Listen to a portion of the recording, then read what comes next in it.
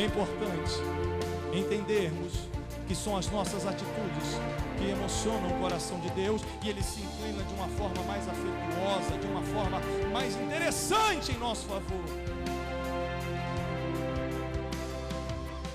Ah, pastor Alessandro, mas Deus é tão bonzinho, meu irmão. Ele é bom, mas Ele também é fogo consumidor. Ele é bom para abençoar, mas Ele também é justo para punir. As tuas escolhas e decisões são assistidas por Deus. Você pensa que está lá e ninguém te vê. Você pensa que no seu trabalho, na sua escola, na sua faculdade você está livre. O Senhor está te olhando o tempo todo. Não importa quais sejam as leis, Deus está acima delas para aqueles que o buscam de todo o coração. Porque o maligno não pode tocar na vida ou nas coisas daquele que pertencem a Jesus. Você tem um pacto com Jesus e Ele tem um pacto contigo, e não há nada que possa intrometer-se nisso e muito menos prejudicar esta união.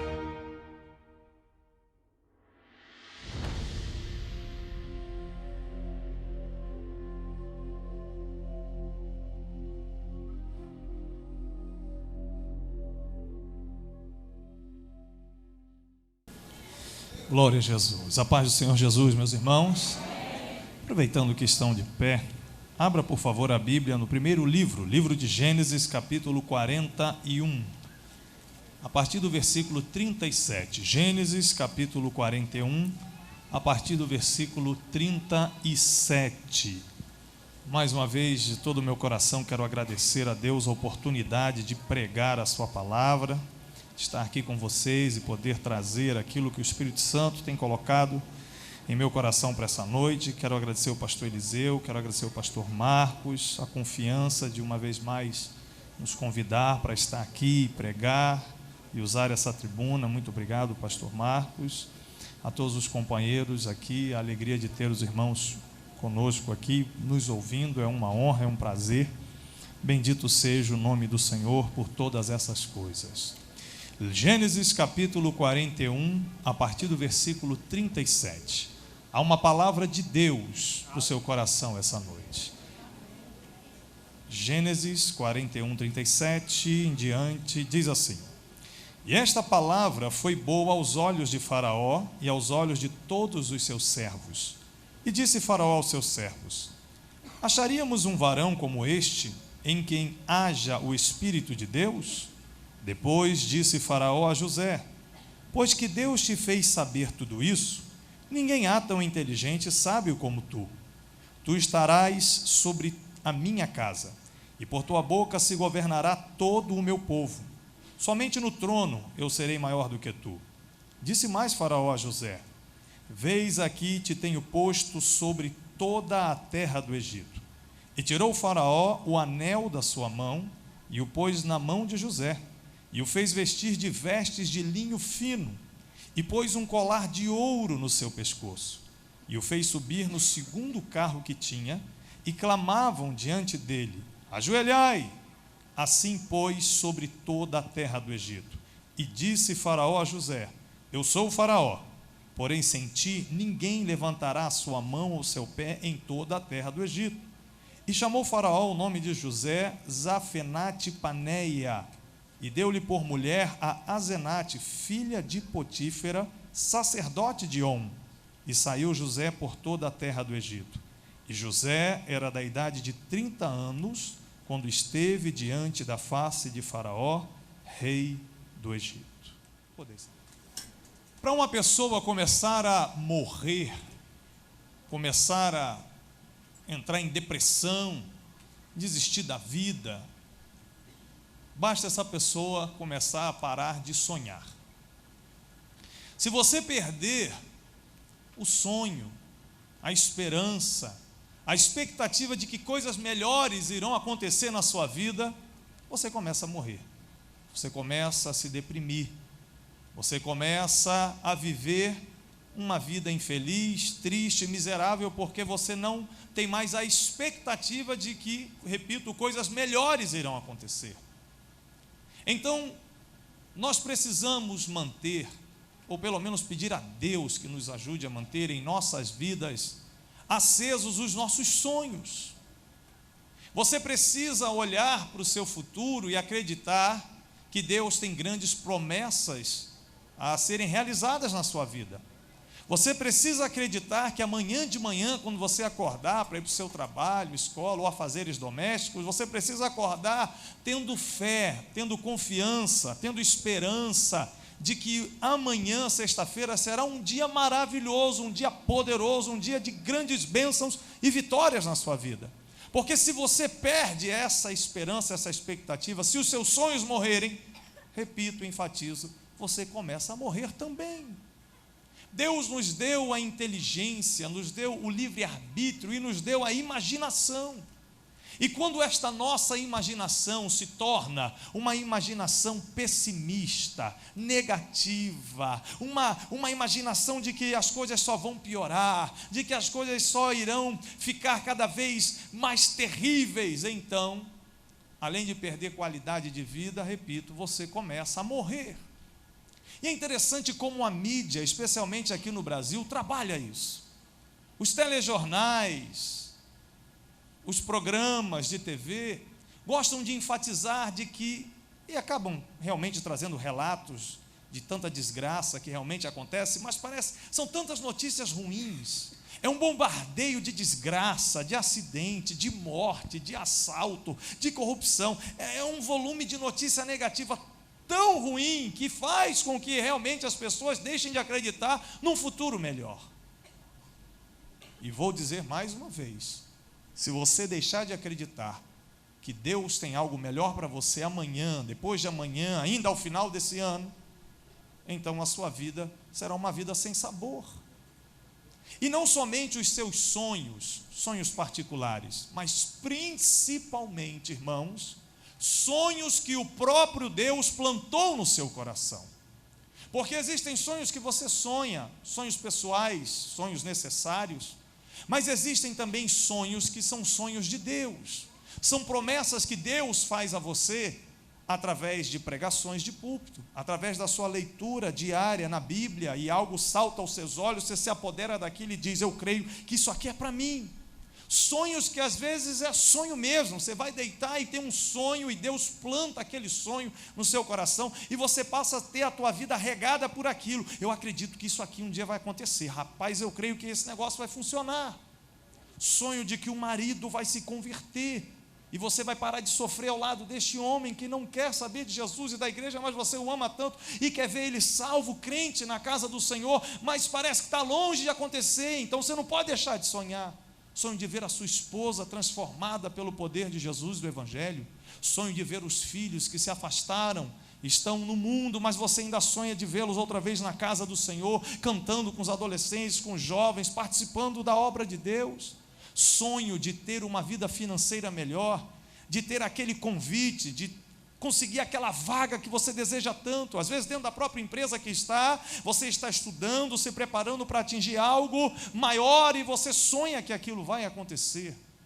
Sonhos espirituais de que você vai vencer uma certa fraqueza, uma certa fragilidade da qual você se envergonha e diz: meu Deus, eu seria muito mais crente se eu conseguisse superar essa fraqueza, essa falha que eu tenho, mas eu sonho em ser liberto disso, eu sonho em melhorar, em passar adiante e olhar para trás e ver que isso fez parte de um passado que já não existe mais, porque estou liberto pelo sangue de Jesus. Sonho de ver Jesus, de morar no céu, de vencer a morte. Sonho de se livrar de remédios controlados. Sonho de se livrar de um diagnóstico desgraçado que o médico disse que lhe sobreveio e você diz: mas pelo sangue de Jesus, pelo nome de Jesus, eu sonho que essa enfermidade um dia ela vai desaparecer e de uma forma espetacular um milagre do Senhor vai acontecer na minha vida e eu terei saúde. Sonhos são os nossos sonhos que nos motivam, irmãos. Sonhos de avançar, de crescer, de melhorar e, repito, especialmente sonhos que Deus tem colocado no seu coração. Se você desistir dos seus sonhos, você se torna um barco sem leme. A tempestade joga você de um lado para o outro, para lá e para cá, e você perde o rumo.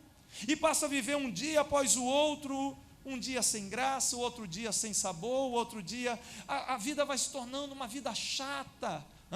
3 meses já se passaram, que coisa terrível, e você não sabe para onde está indo, você não consegue canalizar a sua energia, porque você não tem mais meta, não tem mais sonho, você não sabe para onde ir.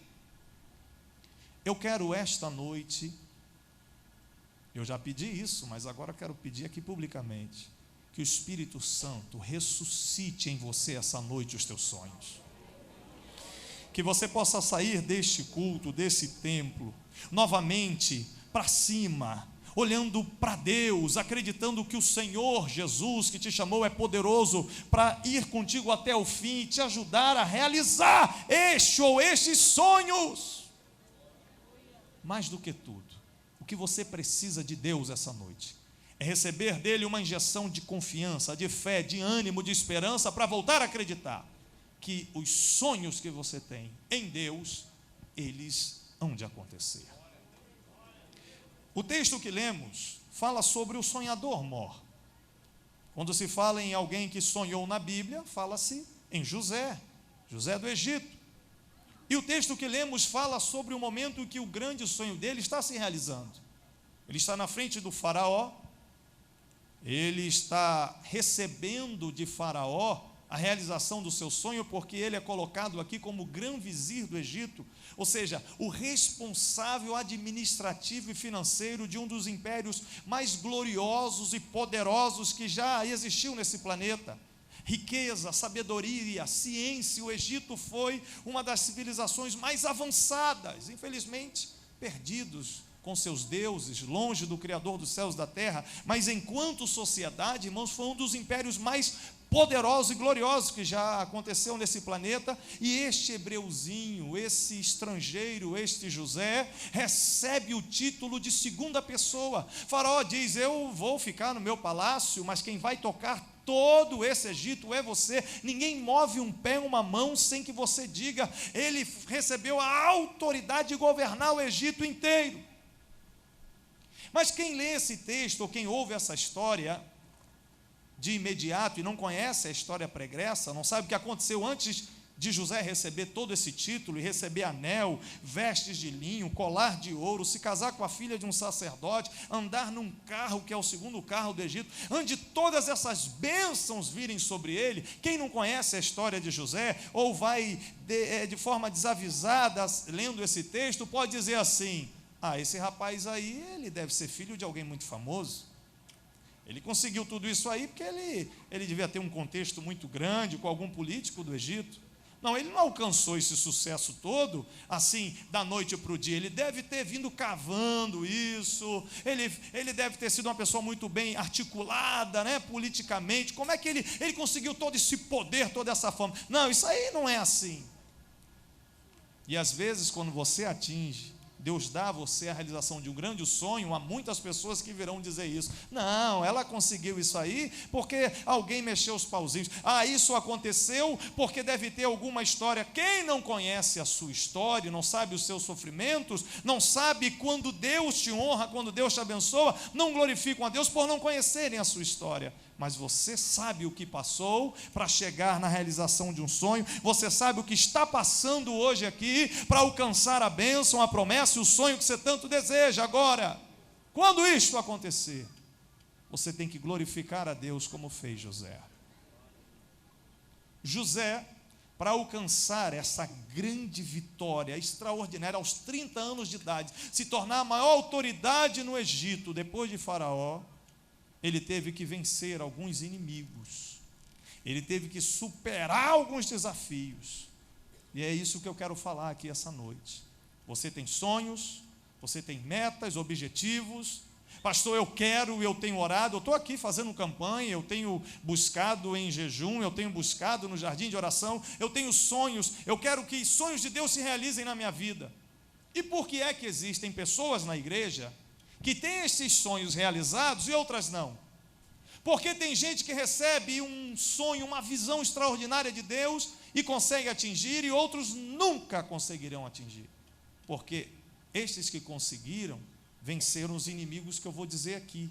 E os que não conseguiram, óbvio, não conseguiram vencer os inimigos.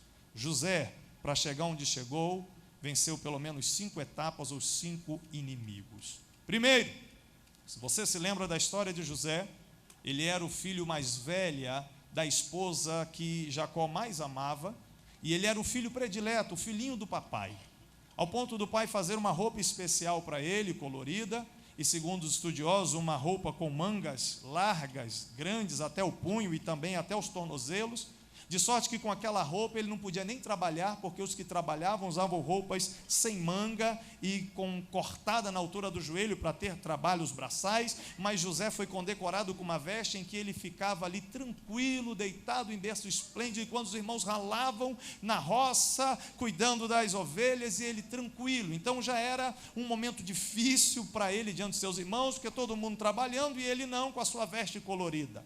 E os irmãos passaram a ter muita inveja e ter muita raiva de José, e este foi o primeiro obstáculo que ele teve que enfrentar: a inveja dos seus irmãos. A inveja que eles tinham de José era tão grande que eles não aguentavam nem, suportavam nem olhar para José. Lá vem o sonhador mor, olha aí, com essa roupinha dele aí. Por que ele é o queridinho do papai? E aí, eles invejaram José num nível tão grande, que quando eles estavam em Siquém, o pai mandou que José fosse lá ver como estavam seus irmãos, e quando ele vai aparecendo no horizonte, os irmãos conseguem avistá-lo, dizem: olha lá quem vem lá, vem lá, o sonhador mor. O que nós vamos fazer com ele? Nós vamos matar ele, vamos acabar com a vida dele. Porque José contou para eles, escute, o sonho de Deus na vida dele. Você se lembra? José disse: olha, meus irmãos, eu tenho um sonho, o meu feixe, o meu pedaço de capim amarrado, o meu feixe se levantou e o feixe de vocês se prostraram. Aí eu tive um segundo sonho, que o sol, a lua e 11 estrelas se ajoelhavam diante de mim. E aí que ódio e que raiva ficaram os irmãos. Como é que pode esse rapazinho contar um negócio desse? Não é possível. Ele está dizendo que a gente vai se ajoelhar aos pés dele, papai e mamãe também vão se ajoelhar. E eles sabiam, dentro da cultura, que isso só seria possível se José fosse um rei. Porque como é que Jacó, um patriarca, um homem de Deus, o grande Jacó, iria se ajoelhar aos pés de um menino de 17 anos, de José? Só se ele se tornasse um rei. Então os irmãos entenderam o sonho, a visão, e zombavam, e se irritaram, se enraiveceram e invejaram. Como pode esse menino dizer que vai ser rei? Ele vai reinar sobre nós? Isso é um absurdo, hein? Isso é um vaidoso, um orgulhoso, dizer uma besteira dessa para nós. E a inveja foi tão forte, que eles não só falavam contra, mas eles começaram a fofocar entre si contra, e não só falar e fofocar, mas eles planejaram matar e pegaram fisicamente José. Primeira coisa que eles fizeram quando pegaram José: arrancaram a roupa dele, arrancaram aquela roupa especial, não tem mais roupa nenhuma de queridinho de papai, e um diz: vamos matar ele. Não, Rubem, o velho, diz: não vamos matar, vamos jogá-lo num buraco, e jogaram ele em uma cisterna. E aí Judá teve a ideia e disse: não vamos matá-lo, vamos vendê-lo. Está passando ali agora uma caravana, está indo para o Egito, vamos vender José. E venderam José por 20 moedas de prata, que era o valor de um escravo aleijado. Nem o devido valor ao seu irmão deram. Primeiro problema que ele teve que enfrentar: inveja. Infelizmente ele perdeu para esse inimigo, porque ao invés de ouvir o sonho de Deus e guardá-lo para si, ou contar para pessoas de confiança, ele abriu o bocão e contou para todos, e aquilo se voltou contra ele. Escute, você tem sonhos de Deus para a sua vida, não conte esse sonho para qualquer um, não comente estes sonhos e promessas, porque isso poderá ser uma seta contra a sua vida, porque a pessoa que tem inveja, ela não quer que o sonho se realize na sua vida. Às vezes dentro da sua própria parentela, você está num almoço de domingo com seus parentes, e você diz: olha, eu creio que este ano eu vou ter um melhor emprego, ou eu vou passar naquele concurso tal, olha, o meu chefe parece que está olhando para mim de uma forma diferente, e vai me dar uma promoção. Para que contar isso? Espera ter a promoção, depois você conta a vitória. Mas se você tenta antecipar, ainda não aconteceu, você está atraindo barreiras, bloqueios. A inveja pode te prejudicar. Eu me lembro, sempre quando falo de inveja, de uma jovem, em uma das congregações que eu dirigi aqui, que uma vez ela me procurou depois do culto e disse: pastor, eu estou com um problema grave, se mudou lá para nosso trabalho uma mulher, e ela é de bruxaria, e eu falei: qual é o problema? Ela cismou logo comigo, pastor, e ela olhou para mim e disse: ai, que cabelo lindo esse seu, que inveja eu tenho. Ela tinha um cabelo bonito, de fio reto, um cabelo grosso, liso, e o cabelo dela, tadinha, ralinho, ralinho. Ah, pastor, desde o dia que aquela mulher disse que tinha inveja do meu cabelo não para de cair. A inveja é uma projeção do espírito humano, a inveja é como bruxaria, a inveja é como macumbaria. Os demônios se aproveitam do ódio e da inveja, da fofoca, da calúnia, da palavra negativa lançada. Os demônios se aproveitam disso para enfermar, para atacar, para abater. Quando você conta um sonho de Deus para alguém, é possível que alguém diga para você: esse teu marido nunca vai ser crente, rapaz, ele vai beber e vai te dar uma surra, se está te dando uma surra, vai te dar 3, seus filhos, rapaz, ele está perdido no baile, esse menino está viciado, isso nunca vai voltar para Jesus. Dinheiro, você não se preparou para isso, como é que você vai ter dinheiro, rapaz? Concurso da Petrobras, estudou em escola pública a vida toda, como é que você vai passar num negócio desse? Deixa de ser bobo. A pessoa fica com raiva de algo que você ainda nem recebeu. E o pior não é quando o invejoso só fala contra você, o pior é quando ele articula contra você. Você, numa repartição, no local de trabalho, você comenta com um colega de trabalho que tem algo melhor, é possível que ele, sendo invejoso, vá fazer uma volta para atingir o teu superior, para falar mal de você, para você não atingir aquilo. Se você tivesse guardado isso na sua boca, no seu coração, na sua mente, e não tivesse aberto a boca para falar, a promoção viria mais rapidamente.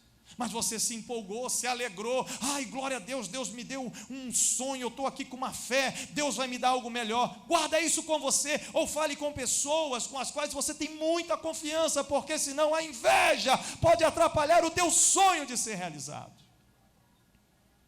E nessa primeira luta, nesse combate, José perdeu, porque ele saiu contando os sonhos dele, os irmãos pegaram ele, jogaram num buraco, venderam para o Egito. Só que isso poderia ter feito José parar de sonhar, poderia ter feito José desistir, né? Ele era um adolescente, ele poderia, já no caminho para o Egito, sem entender muito o que está acontecendo, e chegando lá, sendo comprado em uma feira pública, pelo oficial, o guarda dos exércitos do Egito. Ele foi comprado como uma coisa, um objeto qualquer, e entra na casa do Potifar. Imagine, José podia dizer: esse Deus do meu pai, ele não serve, ele não existe, porque ele disse que eu seria um rei, e agora eu sou um escravo nessa terra. Eu não conheço aqui o que eles falam, o jeito de comer, os deuses dele, aqui é tudo tão esquisito. Mas José, ao invés de desistir dos sonhos dele, ele permanece firme. Não foi por ter sido injustiçado por inveja que ele desistiu do sonho dele. Ele continuou acreditando. Mas aí veio o segundo obstáculo, que pode impedir você também de atingir o sonho que Deus tem para a sua vida. O segundo obstáculo de José ocorre quando ele já estava com uma vida razoavelmente tranquila. Embora fosse escravo, mas agora ele era um mordomo, o chefe dos escravos. Cerca de 10 a 11 anos ele estava na casa desse Potifar, e a presença de Deus era com José, o Senhor era com José, e fazia dar tudo certo, tudo funcionava pelas mãos dele, de forma que ele alcançou tanta confiança deste capitão do Egito, desse oficial do Egito, que o homem entregou tudo nas mãos dele. Ele administrava tudo na casa daquele homem, suas terras, suas fazendas, seu dinheiro. O homem só sentava na mesa, comia, bebia e saía lá para comandar os exércitos.